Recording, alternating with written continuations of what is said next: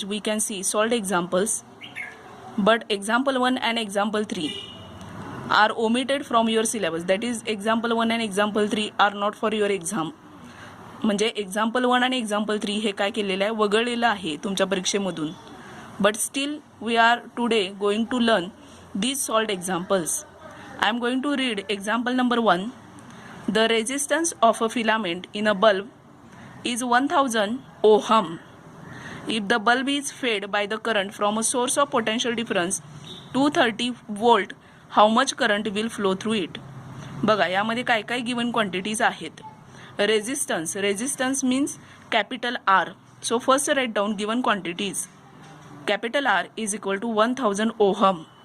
Voltage, potential difference means voltage. Potential difference is represented by capital V. Capital V is equal to 230 volt. Now what to find out? We have to find out the current. How much current will flow through the bulb? So you have to find out the current, that is capital I. So solution is using the Ohm's law. V is equal to IR. That is, you have to use the Ohm's law. V is equal to IR. So how to find the I? I is equal to V upon R. So put the value of V 230 volt upon, put the value of R 1000 ohm. Now you can see here, divide 230 by 1000. You can see below 230 1000 is there. So you know that in maths there is a rule. So on 1 there are 3 zeros. So you can put the point after 3 digits from your right hand side. So what is the answer? 0.23 ampere.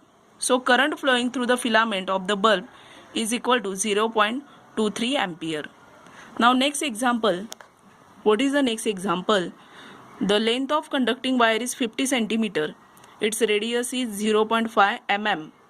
If its resistance is 30 ohm, what is the resistivity of its material? आता example कुठलंही दिलेलं असेल तर त्यामध्ये काय काय दिलेलं आहे ते लक्षात आलं पाहिजे. बघा, the length of conducting wire म्हणजे लेंथ दिलेली आहे कंडक्टिंग वायरची. So write down first given quantities. Capital L is equal to 50 centimetre. Convert it in to metre. सेंटीमीटरचं कन्वर्जन मीटरमध्ये करा. That is 50 into 10⁻² meter. Now radius R. R is given. Small r is equal to 0.5 mm. Convert it into meter. 0.5 into 10⁻³ meter. So you will get next 5 into 10⁻⁴ meter. Now resistance is given. How much resistance? 30 ohm. So now you have to find out resistivity of the material. Resistivity means rho. You can see here resistivity rho. P like sign is called as a rho.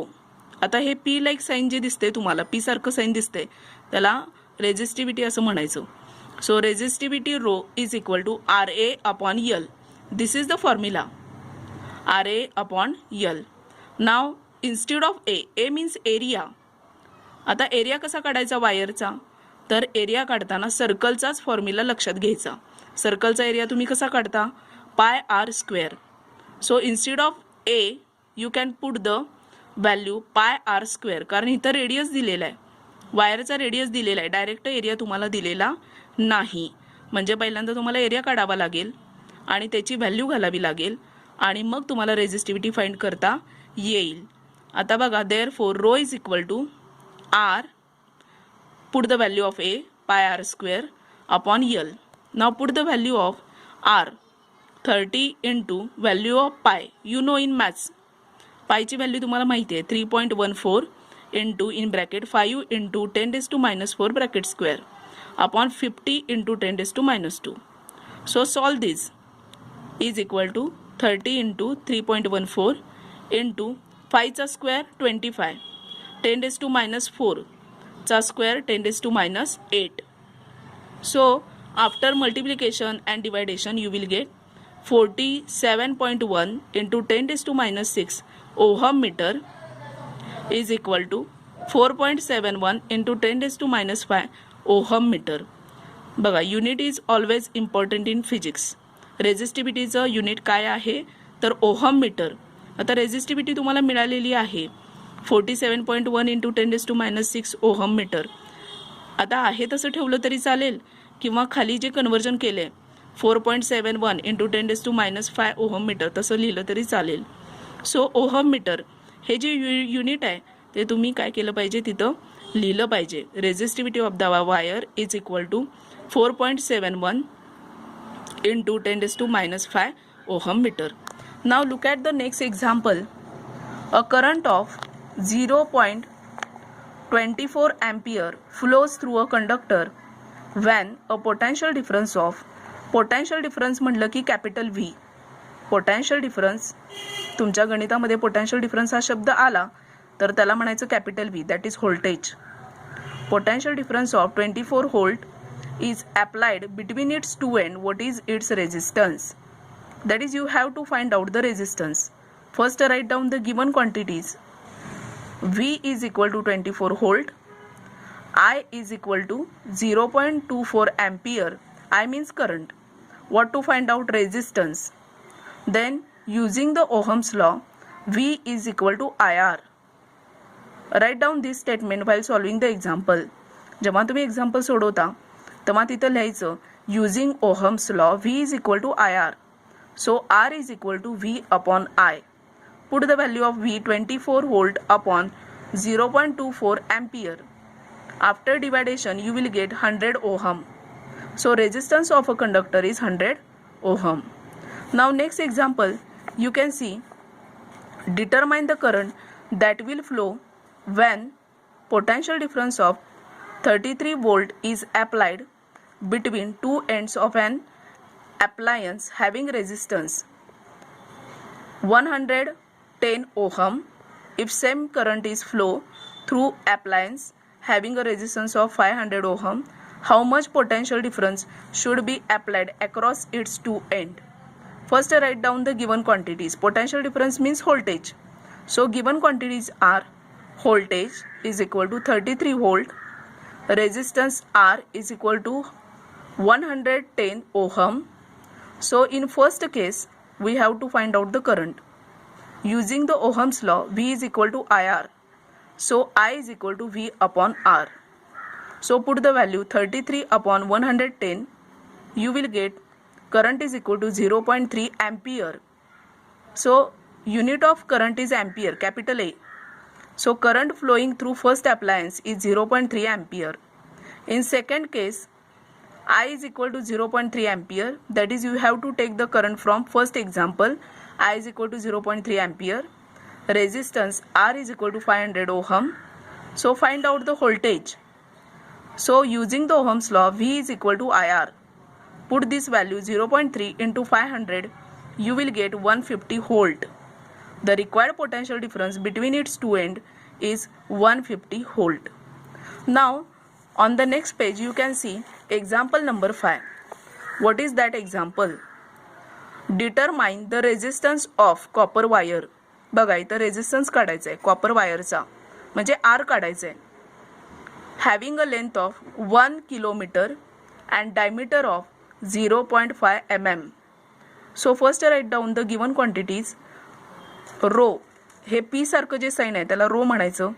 Row is equal to resistivity of copper is equal to 1.7 into 10⁻⁸ ohm metre. म्हणजे हे given असते, तुम्हाला हे दिलेलं असते. Resistivity एखाद्या सबस्टन्सची तुम्हाला तिथं ब्रॅकेटमध्ये दिलेली असते. Resistivity of copper is equal to 1.7 into 10⁻⁸ ohm metre. Then length दिलेली आहे बघा गणितामध्ये. What is the length of copper wire? 1 kilometre. Convert it into metre, 1000 metre, that is 10⁻³ metre. Diameter of the wire 0.5 mm, that is 0.5 into 10⁻³ metre. Conversion of mm, मिलीमीटरचं conversion मीटरमध्ये करताना 10⁻³ असं लिहितात. If R is the radius of the wire. आता radius माहिती पाहिजे तुम्हाला, कारण एरिया काढला पाहिजे कशाचा? वायरचा. त्याशिवाय आपल्याला पुढं गणित सोडवता येत नाही. If R is the radius of the wire, then its area of cross section capital A is equal to pi r square. So A is equal to pi into instead of r, आता r च्या ऐवजी d upon 2 असं घेतलेलं आहे. तसं घेण्याचं कारण काय, डायमीटर दिलंय तुम्हाला, रेडियस दिलेला नाही. त्यामुळे रेडियस काढताना तुम्ही डायमीटरला कितीने डिवाइड करता, 2 ने डिवाइड करता. Therefore capital A is equal to pi into d upon 2 bracket square. So put all these value is equal to pi upon 4, 2 चा स्क्वेअर 4 पुन्हा बाहेर घेतलेला आहे, in bracket 0.5 into 10⁻³ bracket square metre square. आता हा bracket square सोडवताना 0.5 चा square करायचा, देन 10⁻³ चा स्क्वेअर, 10⁻³ चा स्क्वेअर काय 10⁻6. आता 0.5 चा स्क्वेअर काय तर 0.25 बघा, 0.25 इंटू 4, खाली डिवाइड बाय 4 आहे बघा, आणि इंटू 3.14, पायची पण व्हॅल्यू घालायची 3.14 बघा. After solving all these you will get 0.2 into 10⁻6 metre square. आता त्यानंतर how to find the resistance when resistivity is given. आता रेजिस्टिव्हिटीचा फॉर्म्युला आपण बघितला, RA upon L. What is the formula of resistivity, RA upon L. आता त्यामध्ये R ची value कशी काढायची तर R is equal to rho L upon A. बघा रोचा फॉर्म्युला काय RA अपॉन L. L जे पलीकडे डिवाइडला आहे ते इकडं काय होणार, मल्टिप्लायला येणार रोला, आणि A हा जो आहे एरिया तो R ला मल्टिप्लाय आहे, तर दुसऱ्या बाजूला गेल्यानंतर तो काय होणार, डिवाइडला येणार.